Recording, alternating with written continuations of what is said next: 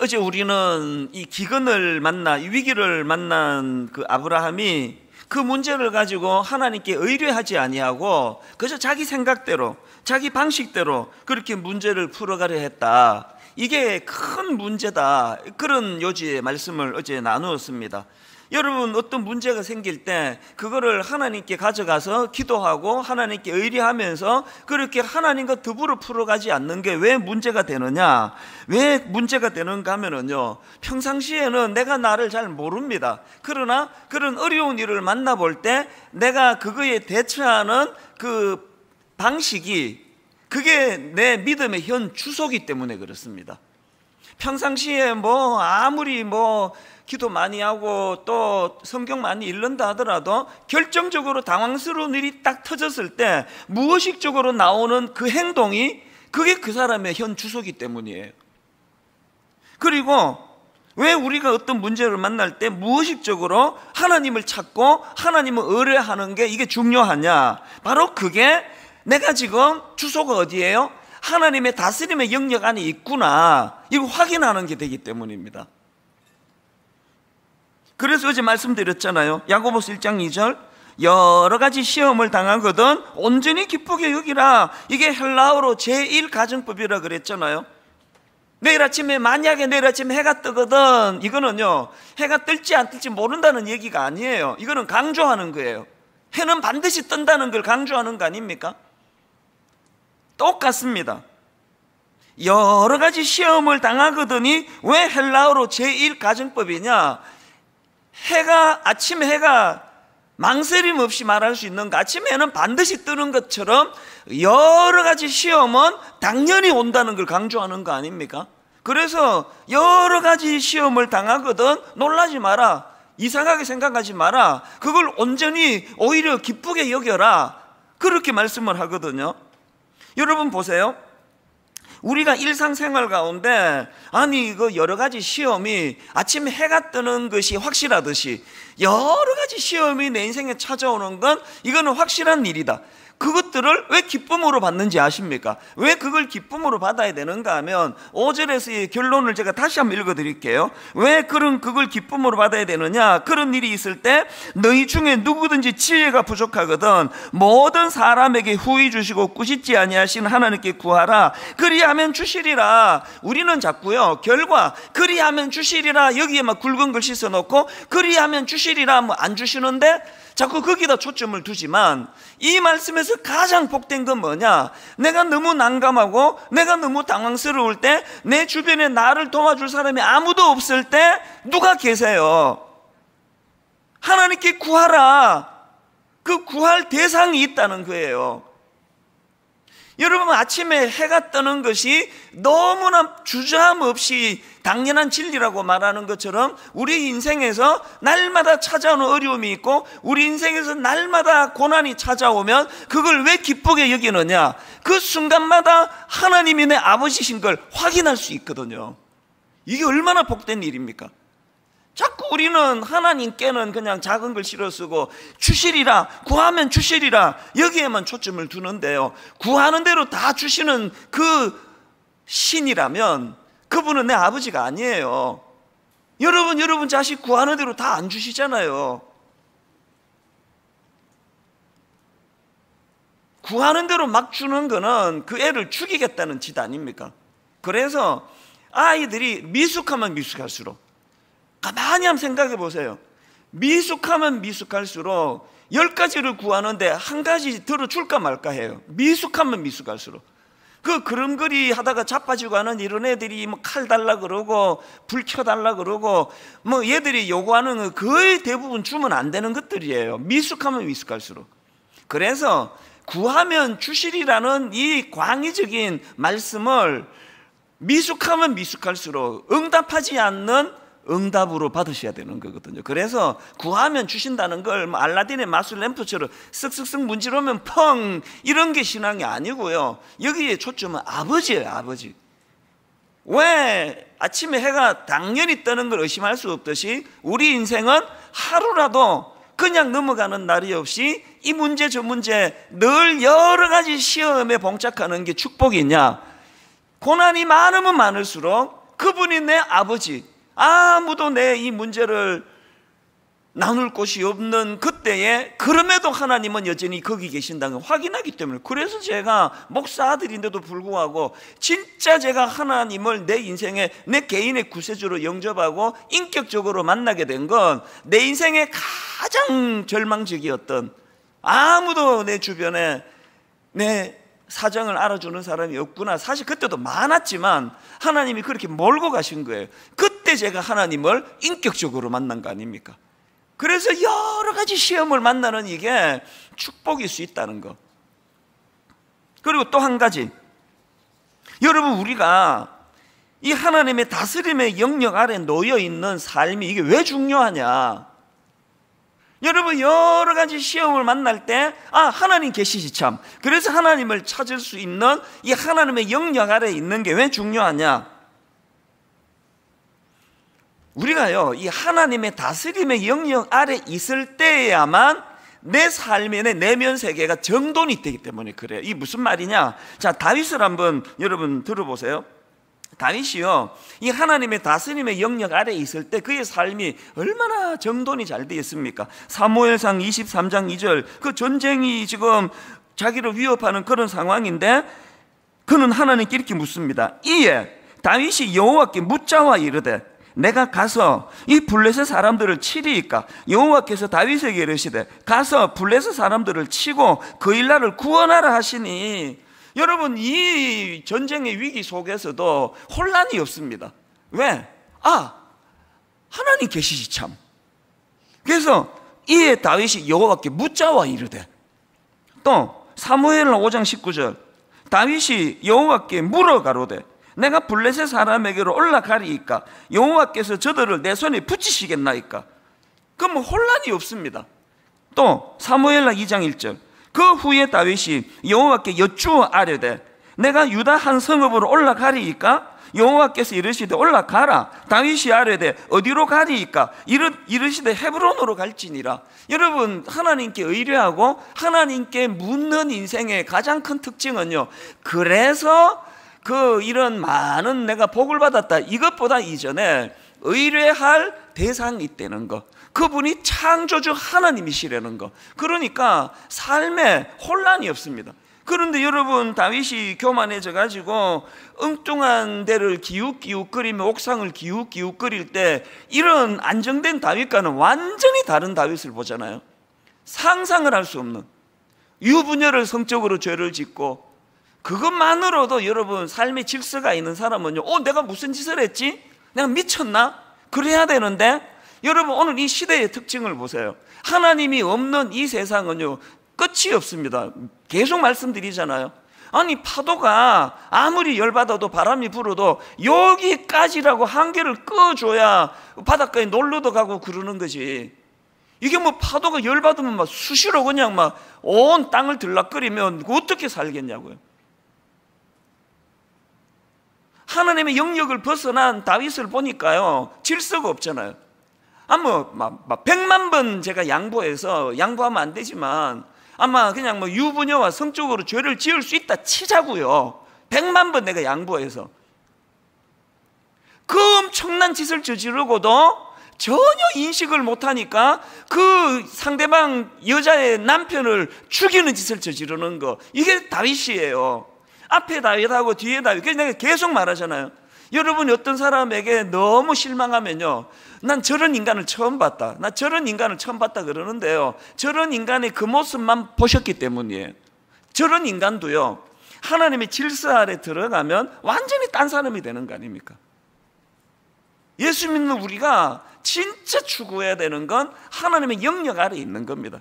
그래서 내가 여러분들한테 기도 부탁드리는 거 그거 아닙니까? 제가 은퇴할 때까지 추해지지 않도록. 저도 자신 못해요. 제가 무슨 짓을 저지를지 제가 어떻게 아느냐고. 왜? 지금 제가 목회하는 이 힘은요 제 힘으로 하는 게 아니에요. 하나님의 영역 아래에 있기 때문에, 영적으로 와이파이가 터지는 데 있기 때문에 내가 이렇게 지금 목회를 하는데, 영적으로 와이파이가 터지지 않는 곳에 가면은 뭐 제 인생도 별 수 없는 인생이에요. 새벽에 들으면 뭐 와이파이가 뭔 소리지 그러는데 아침에 곰곰이 생각해 보세요.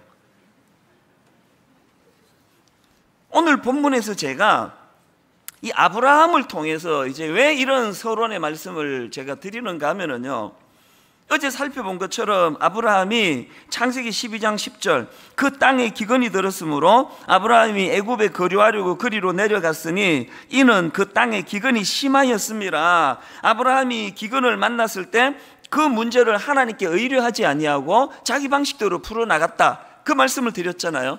그랬더니 눈에 두드러지는 두 가지 열매 어제 나누었죠. 하나는 두려움이었고 하나는 거짓이었다. 우리 내면 안에 뭐 우리가 기계가 아니기 때문에 뭐 난 두려움이 하나도 없어요 그러면요, 그거는 거짓말쟁이에요. 그러니까 우리는 항상 희로애락의 감정 안에 놓여 있기 때문에 뭐 두려움이 엄습합니다만, 그 두려움이 새가 하늘을 나는 건 내가 어쩔 수 없지만 그 새가 내 머리에 둥지를 트는 거는 막을 수 있는 것처럼 두려움이 내 머리에 둥지를 트지 못하도록 막을 수는 있거든요. 그래서 그 내면에 두려움이 많은가, 내 내면에 거짓이 많은가, 이것들을 항상 점검해야 되는데요. 여러분, 오늘 제가 드리고 싶은 포인트는 이런 두드러지는 악한 열매 말고도요, 스물스물 기어오르는 이 악한 하나님의 영역 아래 내가 있지 않다는 걸 드러내게 하는 그런 악한 증거가 하나 있습니다. 그게 오늘 저는 아브라함에게서 발견하는데, 자, 그게 뭐냐? 자, 오늘 본문 창세기 12장 13절을 보십시오. 아브라함이 자기 아내에게 이런 말을 합니다. 원하건대 그대는 나의 누이라 하라. 그러면 내가 그대로 말미암아 안전하고 내 목숨이 그대로 말미암아 보존되리라 하니라. 여기 나오는 이 안전하고, 이게 히브리어로 야타브라는 단어거든요. 이 야타브라는 이 단어는 안전하라는 뜻, 안전하다라는 뜻도 있지만요, 잘되다, 성공하다, 이런 뜻을 가진 단어예요. 그래서 세번역 성경이 이걸 잘 반영하여 번역한 성경입니다. 13절을 세번역으로 보십시오. 아브라함이 자기 아내한테 이렇게 이야기합니다. 그러므로 당신은 나의 누이라고 하시오. 그 다음 보세요. 그렇게 하여야 내가 당신 덕분에 대접을 잘 받고, 그리하여야 내가 당신 덕분에 대접을 잘 받고 또 당신 덕분에 이 목숨도 부지할 수 있을 거예요. 우리는요, 뒤에 것만 강조된 그런 생각을 하고 있습니다. 속인 이유는 목숨을 부지하기 위해서단데요, 이게 원어적으로 내용을 보니까 목숨도 부지할 수 있을 거요 앞에 있는 더 먼저 나왔던 게 그렇게 하여야 내가 당신 덕분에 대접을 잘 받고, 뭔지 아시겠죠 여러분? 아내를 이용하려는 이기적인 태도가 스물스물 올라오고 있는 거예요. 그리고 실제로 16절에 보면은 아브라함이 원했던 대로 아내를 이용해서 잘 살게 됩니다. 16절을 보십시오. 이에 바로가 그로 말미암아, 그가 누굽니까? 자기 아내예요. 그로 말미암아 아브라함을 후대함으로 아브라함이 양과 소와 노비와 암수 나귀와 낙타를 얻었더라. 이거 왜 이렇게 강조했을까요? 그냥 이에 바로가 그로 말미암아 아브라함을 후대함으로 많은 재물을 얻었더라 이러면 되는 걸 왜 하나하나 이렇게 구체적으로 여기에다 적시했을까요? 아브라함이 양과 소와 노비와 암수나귀와 낙타를 얻었는데 왜 이걸 기록했습니까? 그로 말미암아, 그로 말미암아. 지금 이 거래가 느껴지지 않으세요? 하나님의 영역을 벗어나면은 두드러지게 드러나는 두 가지, 두려움이라는 악한 열매, 거짓이라는 악한 열매도 있지만, 사실은 더 무서운 건 겉으로는 드러나지 않지만 스물스물 내 안에서 기어오르는 이기적인 태도, 탐욕적인 태도. 아니 어떻게 여러분, 철없는 20대 때는 잘생긴 남자랑 결혼해갖고 돈 많은 남자랑 결혼해갖고 아주 예쁜 여자랑 결혼해갖고 의시되면서 막 능력 있는 여자 만나가지고 내가 잘 살아야지 이런 생각하는 건 그건 귀엽게 봐줄 수 있는데, 어떻게 여러분 50이 되고 60이 되면서 내 존재가 내 아내에게 난 어떤 사람일까? 이런 고민을 해야 되는 건데, 결혼했더니 이게 알고 봤더니 이거 친정에 돈 하나도 없고, 이런 생각을 한다면 그건 그리스도인의 모습이 아니잖아요. 지금 이 아브라함이 그로 말미암아, 그리고 또 당신은 나의 누이라고 하시오. 그렇게 하여야 내가 당신 덕분에 대접을 잘 받고 여러분, 이런 면에서요, 이 하나님이 우리에게 복이 될지라, 이번에 우리 특세 때 이 복이 될지라의 이 잣대를 가지고 점검해야 돼요.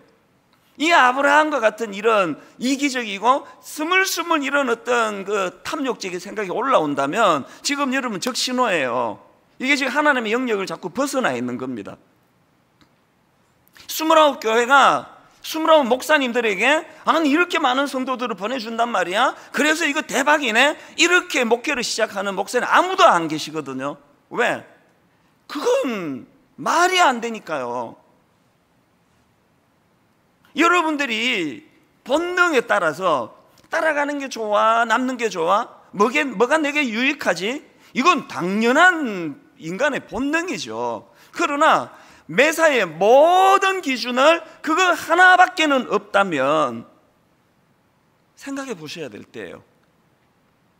지금 아브라함이 스물스물 속에서 지금 올라오는 이 이기적인 자기중심, 온 세상이 다 자기를 위해 존재해요.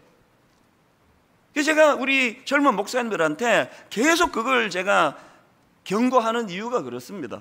교회가 신학교 나온 우리를 위해서 교회가 필요한 거냐, 우리 밥벌이를 위해서 교회가 필요한 거냐, 아니면 성도들을 섬기기 위해서 우리가 필요한 거냐, 이 정리가 잘 안 되면요, 하나님의 영역 아래에 있는 목회자다 이렇게 말하기가 어렵습니다. 항상 우리의 기준이, 그래서 저는 오늘 이런 의미에서요, 우리의 내면을 점검해야 됩니다. 내 내면에 두려움이 많은가? 통제되지 않는 두려움에 내가 빠져 있는가? 또 내 내면이 거짓의 아비는 사탄인데 이게 정직하지 못하고 계속 내 어떤 유익을 위한다면 막 거짓 그리낌 없이 나오고 있는가? 이 두 가지도 점검해야 되지만 더 중요한 것, 내 내면의 이 본능, 날 위하는 마음이야, 그 본능인데 누군들 그거를 완벽하게 우리가 다스릴 수 있느냐고요. 그러나 늘 하나님의 영역 아래에서 하나님의 인도하심을 따라 살아가는 자들에게는 아브라함이 오늘 본문에서 보여주는 이런 부끄러운, 이게 얼마나 딴 거 다 떠나서 이게 얼마나 이게 추합니까? 이게 얼마나 추하냐고, 아브라함이. 그래서 우리 내면을 이렇게 점검을 하셔야 되는데요, 그것과 동시에 저는요, 이렇게 하나님의 다스림을 벗어난 아브라함에게서 발견되는 외적인 부작용 두 개도 제가 발견을 하는데요, 아브라함에게서 발견되는 하나님의 영역, 하나님의 다스림을 벗어난 사람이 가진 두 가지 부작용. 첫 번째가요, 복의 통로 역할은커녕 타인에게 재앙을 초래하는 아브라함이에요. 자, 17절, 여호와께서 아브라함의 아내 사레의 일로 바로와 그 집에 큰 재앙을 내리신지라. 이 17절은 이게 심각한 말씀입니다. 이게 있을 수가 있는 이야기입니까? 아니 지금 하나님과의 스토리 첫 출발이 너는 복이 될지라예요. 복을 흘려보내주라는 이런 번역보다 사실은 더 정확한 거는 네 자체가 복이다. 그래서 네가 덜에 가면은 덜에 있는 사람이 네 때문에 복을 받는 거고, 네가 산에 가면은 산에 있는 사람들이 네 때문에 복을 받는 거고, 네가 분당에다 교회를 개척하면 분당에 있는 사람들이 너 때문에 복을 받는 거고, 네가 일산에다 개척을 하면 일산에 있는 사람들이 너 때문에 복을 받게 되는 거고, 네가 청량리에서 개척을 하게 되면은 청량리에 있는 사람들이 너 때문에 복을 받게. 제가 개척할 때 다녔던 그 위치 순서대로 말씀드리는 겁니다. 청량리에 해성 여자고등학교라고 하는 그 이사장님이 고맙게도, 그래서 거기 장소도 의논을 했었고, 일산에도 제가 갈 뻔했고요. 그러다가 이제 분당에다 둥지를 텄는데, 역시 분당 사람이 제일 좋아. 그러려고 여기다 목회하면 안 되는 거 아닙니까? 복이 될지라, 복이. 항상 존재론적으로 이 부담을 가져야 돼요. 1만 성도 파송 운동이 어느 날 갑자기 툭 튀어나온 거 아닙니다. 개척 초기부터 기존 시자 등록 안 받는 시도 3번이나 했고요. 계속 여기 교회가 있는 것이 내게 얼마나 좋으냐, 이것보다 더 중요한 건 내가 여기 있음으로 말미암아 내 주변 사람들이 복을 받아야 돼, 복을. 그런데 지금 이 아브라함 꼴을 한번 보세요. 어른한테 이런 말 써서 미안한데요, 이런 꼴을 보세요. 여호와께서 아브라함의 아내 사레의 일로 바로와 그 집에 큰 재앙을 내리신지라. 이 뭐 복의 통로가 되라 그랬더니 완전 짐덩어리가 돼버렸어. 짐덩어리가. 이게 첫 번째 문제고요. 그리고 또 하나, 두 번째, 이방인에게 꾸지람 듣는 비참한 수치를 겪고 있습니다. 18절, 바로가 아브라함을 불러서 이르되, 우리말에는 이렇게 점잖하게 표현했는데요, 세번역 성경으로 보니까 바로가 아브라함을 불러서 꾸짖었다로 되어 있습니다. 꾸짖으려고 부른 거예요.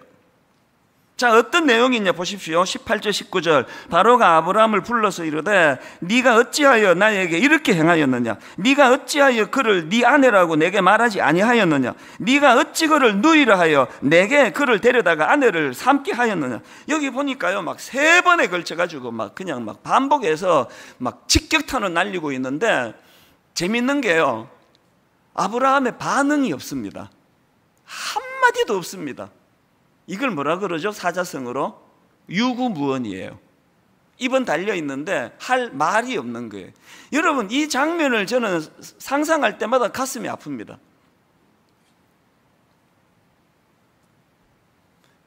구약의 선지자 요나에게도 비슷한 일이 있었던 거 아시죠? 요나가 하나님께서 니느웨로 가서 외치라 말씀하시는데 불순종해가지고 하나님을 피해 엉뚱한 곳으로 가려고 배를 타고 가다가 도망가다가 풍랑을 만납니다. 그 위기 속에 가장 배 밑창에 내려가가지고 잠을 자고 있을 때, 요즘으로 치면 예수 안 믿는 선장에게 꾸지람을 듣습니다. 그게 요나서 1장 6절인데요 자, 세 번역으로 보십시오. 마침 선장이 그에게 와서 그를 보고 소리를 쳤다. 당신은 무엇을 하고 있어? 잠을 자고 있다니. 그 다음에 이 사람이 안 믿는 사람이라는 걸 짐작하게 합니다. 일어나서 당신의 신에게 부르짖으시오. 행여라도 그 신이 우리를 생각해 준다면 우리가 죽지 않을 수도 있지 않소? 제가 여러분, 이게 왜 고통스러운지 아시겠죠? 이게 딱 오늘 이 시대 한국교회 모습 아닙니까?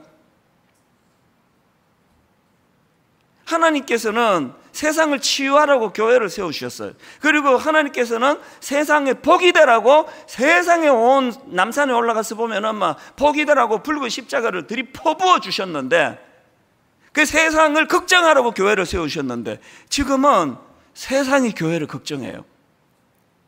교회가 이러면 안 되는데, 목사가 왜 저러지? 그저께 피리수첩에도 나왔는데, 그저께 무슨 그것이 알고 싶다에도 나왔는데, 그저께 또 뭐 궁금한 이야기 Y에도 나왔는데, 목사님이 저러시면 안 되는데? 이거는 현실 아닙니까? 안 믿는 사람들이 요나에게 했던 이 말씀 그대로예요. 당신은 무엇을 하고 있어? 잠을 자고 있다니. 여러분, 여기에서 우리 알아야 됩니다. 목사가요, 막 대놓고 악한 짓 하고 대놓고 성적으로 죄 짓는 것만이 죄가 아니에요. 무능한 상태, 무기력한 상태, 자고 있는 상태, 그 상태도 똑같이 추궁당할 죄라는 사실이에요.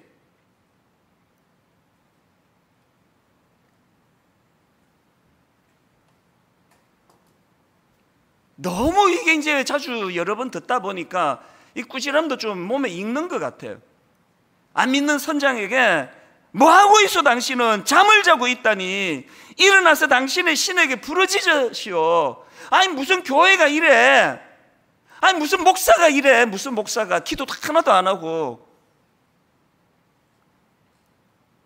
여러분, 우리가요, 하나님의 영역을 이탈하면 그 존재가 문제가 아니에요. 믿음의 조상이라고 하는 아브라함이라 할지라도 세상 사람 바로에게 꾸지람을 듣고 유구무원, 그 말이 다 맞기 때문에 한마디도 변명을 못하는 상태.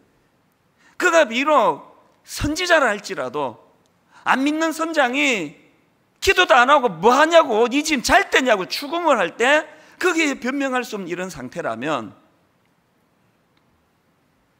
그래서 저는 오늘 가장 초라하고 어떤 면에서는 아브라함 생애 가운데 가장 비참했던 순간 중에 하나인데, 아까 말씀드렸죠? 야고보서 1장 2절 말씀 가지고요, 여러 가지 시험을 만나면 오히려 기쁘게 여길 이유를 저는 여기서 발견해요. 아브라함에게 가장 비참할 때, 아브라함에게 가장 수치스럽고 답이 나오지 않아요. 유구무원, 뭐라고 뭐 어떻게 해결할 수 없는 그 절망적인 상황이 사실은 아브라함에게 가장 낙관적이고 가장 희망적이고 가장 회복이 도래하고 있음을 알 수 있는 상황이라는, 이게 오늘 우리의 희망입니다. 이걸 제가 풀어드릴게요.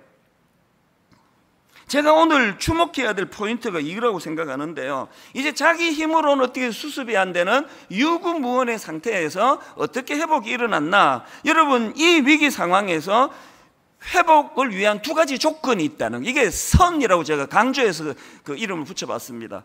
두 가지, 이 위기 상황을 극복하는 두 가지 조건 중에 첫 번째가 선, 먼저 선자예요. 선, 하나님의 개입하심이에요. 오늘 보면 17절, 여호와께서 아브라함의 아내 사레의 일로 바로와 그 집에 큰 재앙을 내리신지라.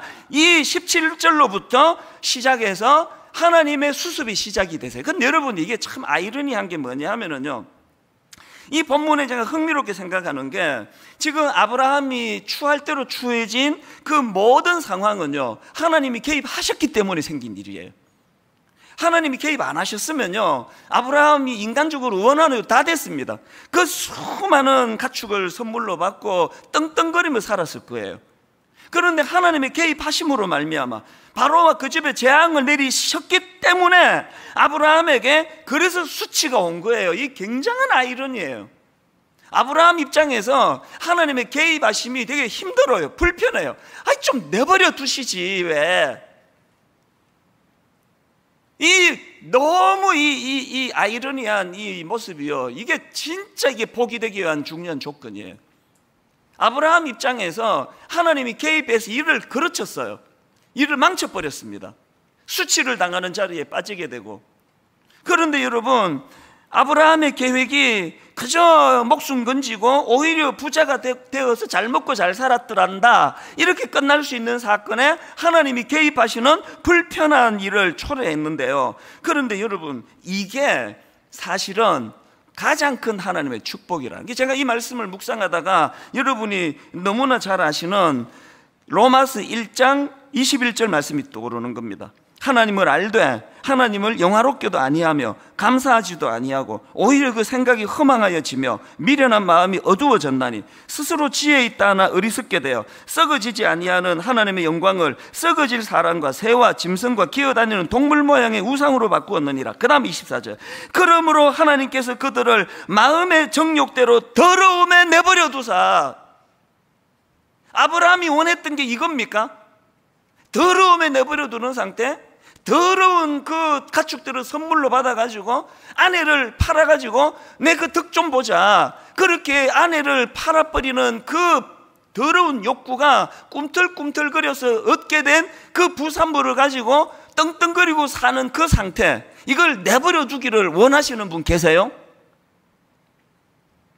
그 다음 28절도 마찬가지 아닙니까? 또한 그들이 마음에 하나님 두기를 싫어하며 하나님께서 그들을 그 상실한 마음대로 내버려 두사, 그 상실한 마음대로 내버려 두사 합당하지 못한 일을 하게 하셨으니, 이게 세상의 강력한 특징이라면요, 십자가 보혈로 하나님의 자녀된 우리는 결정적으로 이거 아셔야 돼요. 절대로 내버려 두시지 않는 하나님, 절대로 방치하지 않으시는 하나님.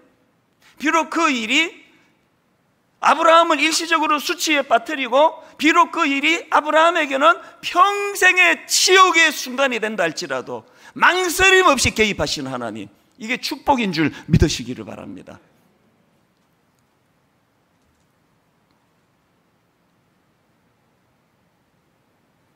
비록 아브라함이 그 이방인 바로에게 꾸지람을 듣는 그 수치를 겪지만요, 그 수치 18절 바로 그 다음 19절을 보세요. 네가 어찌 그를 누이라 하여 내가 그를 데려다가 아내를 삼게 하였느냐. 그 다음 보세요. 회복의 한마디. 네 아내가 여기 있으니 이제 데려가라. 네 아내가 여기 있으니 이제 데려가라. 아브라함이 너무나 누르기 어려운 수치, 모멸감, 무너진 자존감, 이것이 선행적으로 일어나고 난 다음에 회복이 일어난 거예요.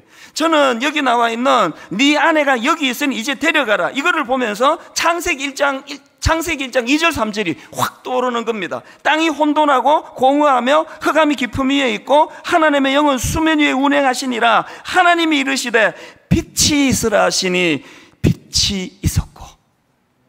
하나님 창조 이전의 세계는 혼돈이에요. 혼란입니다. 흑암입니다. 저는 저와 여러분 인생에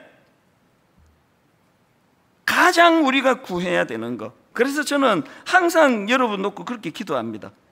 좀 싫어할지 모르겠지만 바람 피신 분 무조건 들키시기를 바라요. 하나님의 방법으로 일하지 않은 그 모든 것들은 다 망하게 되시기를 바랍니다. 더 많은 복을 드리고 싶은데 그것밖에 생각이 안 나네요. 수치신 가운데로 몰고 가시는 하나님께 감사하시기를 바라요. 그거 피해가지고 위장된 평화 속에 그렇게 살아가다가 결정적인 순간에 미끄럼틀 위에서의 축복이라고 시편에서 그런 표현이 있거든요. 결정적인 순간에 미끄러지지 않도록 하나님의 개입하심. 그런가 하면은 두 번째로, 여러분 이 위기 상황 회복의 조건 두 번째가 뭐냐? 아까 선 그랬는데요, 하나님의 개입하심 후 초심의 회복이에요. 초심의 회복. 13장 1절, 아브라함이 애굽에서 그와 그의 아내와 모든 소유와 롯과 함께 네겝으로 돌아가니. 3절, 그가 네겝에서부터 길을 떠나 베델에 이르며 베델과 아이 사이 곧 전에 장막 쳤던 곳에 이르니. 4절, 그가 처음으로 제단을 쌓은 것이라. 그가 거기서 여호와의 이름을 불렀더라. 여러분, 하나님은 의뢰하지 않고 내 생각 내 방식대로 하나님을 이탈한, 궤도 이탈한 그 인생이 하나님의 개입하심으로 수치를 당하고 부끄러움에 빠지고 말로 다 할 수 없는 억장이 무너지는 일을 겪을 때, 아, 이게 하나님이 개입하시는 일이구나 감사하면서 해야 되는 게 초심으로 돌아가는 거예요. 초심으로 돌아가는 거예요. 예전에 제가 그 지렁이 이야기를 한 번 해드린 적이 있는데요, 자전거를 탈 때요. 그때는 자전거를 탈 때 보니까 꽤 많은 지렁이들이 아스팔트로 나와서 비참하게 말라 죽는 것들이 많더라고요. 요즘에 제가 이제 하루에 10,000보씩을 걸으면서 보니까 그렇게 지렁이들이 이탈하는 그 기간이, 시기가 있는 것 같아요. 그때가 요즘이에요. 한두 달 전서부터 또 지렁이들이 막 그 아스팔트, 탄천길 아스팔트로 막 쏟아져 나와요. 그러고는 꿈틀꿈틀거려요. 왜 그런 비참하게 꿈틀거리게 됐냐? 궤도를 이탈해서 그래요. 지렁이가 아스팔트로 나오면 어떡합니까? 그 지렁이에게 가장 큰 복은요, 누군가가 그 지렁이를 원래의 진흙으로 옮겨주는 거예요. 처음에 좀 하다가 요새 안 해요. 귀찮아가지고. 여러분이 당하는 징계가 사실은 들어서 아스팔트, 이게 상징으로 드리는 말씀이에요. 이걸 집어가지고 그 진흙으로 옮기는 사이에 얼마나 아프겠어요, 그 지렁이. 안 그래도 지금 상처가 많을 텐데. 여러분이 하나님께 받는 징계가 사실은 원래의 자리로 돌려주시는 하나님의 일하심인 줄 믿으시기를 바랍니다. 선, 하나님의 개입하심. 후, 초심으로 돌아가는 우리의 반응. 그래서 저는 이틀 전에 이거 부르다가 제가 실패했는데요, 초등학교 졸업식, 앞에서 끌어주고 뒤에서 밀며 우리나라 짊어지고 나갈 우리들. 근데 그 다음 가사는 요것만 기억하시면 돼요. 앞에서 끌어주고 뒤에서 밀며. 뭘 의미하면 상징적으로 선이에요. 항상 선, 하나님의 개입하심, 이 항상 먼저입니다. 하나님의 주도하심. 말씀드렸죠? 하나님은요, 내가 널 인도한다 그랬지? 마침내 가나안까지 인도했지? 여기까지 내 할 일이야? 여기까지 내 일이, 알았지? 그 다음부터 니들이 해? 이거 없습니다. 하나님의 개입하심은 영원한 줄로 믿으시기를 바랍니다. 선 하나님의 개입하심, 선 하나님의 개입하심. 후 초심의 회복. 항상 하나님의 개입하심 은혜가 느껴지면 우리는요 4절로 돌아가셔야 돼요. 그가 처음으로 제단을 쌓은 곳이라 그가 거기서 여호와의 이름을 불렀더라. 그러면 회복이 되는 겁니다. 결론을 저는 이렇게 맺기를 원합니다. 시편 34편 4절을 다시 보십시오. 내가 여호와께 간구하매 내게 응답하시고 내 모든 두려움에서 나를 건지셨도다. 여러분 지금이야말로 여호와께 간구할 때인 줄로 믿으시기를 바랍니다. 지금이야말로 어떻게 하다가 궤도를 이탈해서 아스팔트에서 너무너무 고통스럽게 뒹굴고 있는 그 지렁이 같은 인생이 된 우리지만 회복은 가능하다. 회복은 반드시 가능하다. 왜? 선 하나님의 개입하심이 내 인생에 있기 때문이다. 그거를 확인하는 도구가 기도예요. 마지막 성경 한 구절만 읽고 마칩니다. 예레미야 33장 2절 3절. 일을 행하시는 여호와, 그것을 만들며 성취하시는 여호와, 그의 이름을 여호와라 하는 이가 이와 같이 이르시도다. 너는 내게 부르짖어라. 내가 너에게 응답하겠고 너가 알지 못하는 크고 비밀한 일을 내게 보이리라. 여러분, 우리가 어려운 일을 당하고 시험에 빠질 때 왜 기도의 자리로 나가야 되는지 여기에 답이 다 나와 있습니다. 우리가 난감한 일을 당할 때 왜 기도의 자리로 나간다고요? 네가 알지 못하는 크고 은밀한 일을 내게 보이시리라. 우리가 기도의 자리로 나가면 내가 꿈도 꾸지 못했던 하나님의 방법이, 꿈도 꾸지 못했던 하나님의 대안이 거기에 있기 때문이라는 겁니다. 그것 때문에 여기까지 오며 살 수 있었던 게 제 인생이고 우리 아버지의 인생이셨고 여러분의 인생이에요. 내일 아침에 해가 반드시 뜨는 것과 똑같이 내 인생에 고난이 찾아올 때 그때는 내가 기쁨으로 받아야 돼. 왜 그렇습니까? 이런 문제가 있을 때 내가 고아가 아니네, 버려진 존재가 아니네, 의뢰할 분이 계시네, 그분이 창조주 하나님이 되시네. 그분에게 우리가 기도로 나아가면 그 주님은 우리의 기도를 들으시고는 어떻게 해요? 네가 알지 못하는 크고 은밀한 일을 너에게 보이리라. 아니, 어떤 사람은 매일매일 이걸 겪고 사는데 어떻게 여러분 모태신앙이 이게 뭔지를 단 한 번도 안 겪어보고 살 수 있느냐고요. 여러분, 이게 어떻게 가능합니까? 어떻게? 어떤 사람은 매일매일 매순간 새벽마다 이 말씀 앞에 가슴이 벅차오르는데 기도하셔야 됩니다. 왜요? 그래야 내 방식으로는 절대 풀 수 없었던, 네가 알지 못하는 크고 은밀한 일을 내게 보여주시는 그 하나님을 대면하게 되기 때문입니다. 우리 지난 주일날 불렀던 이 찬양이요, 계속 이번 주 내내 제 마음에 맴돌아지는 걸 경험합니다. 이 세상을 살아가는 동안에 나의 힘을 의지할 수 없으니, 여러분 이제 정말 이제 우리 철 좀 들어야 돼요. 나폴레옹이요, 불가능은 없다, 그 진짜 철딱선이 아닙니까? 그 나폴레옹 마지막에 어떻게 비참했는지 다 아시죠?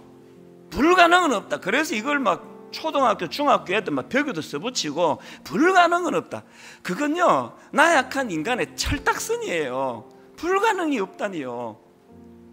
우리 철이 좀 들면 이렇게 고백합니다. 이 세상을 살아가는 동안에 나의 힘을 의지할 수 없나니. 이거 깨닫는 것도 대단하지만 더 중요한 걸 깨달아야 돼요. 그게 뭐예요? 기도예요. 기도. 내가 참 무능하구나, 내가 이게 뭐 별 볼 일 없는 인생이네, 이거 깨닫고 끝나면 차라리 안 깨닫는 게 나아요. 맨날 열등감에 빠지고 맨날 괴로우면 안 되잖아요. 여러분, 이 세상을 살아가는 동안에 나의 힘을 의지할 수 없음을 깨달았으면요, 기도하고 낙심하지 말 것은 주께서 참 소망이 되심을 알기 때문입니다. 오늘 새벽이 내가 참 초라한 인생이었구나, 이거를 깨닫는 쓰라림이 있는 동시에 기도하고 낙심하지 말 건 주님이 내게 참 소망이 되신다. 내 삶에 개입하시는 하나님, 아스팔트를 뒹구는 지렁이 같은 초라한 존재로 전락했다 할지라도, 안 믿는 바로에게 수치를 당하는 부끄러움에 빠졌다 할지라도, 안 믿는 선장에게 무슨 선지자가 이 모양이냐, 자다가 깰 때 때가 되지 않았냐? 무슨 선장이 기도도 안 하느냐? 이런 비참한 자리에 빠져 있다 할지라도 초심 회복이에요. 원래의 그 예배의 자리로 돌아가셔야 돼요.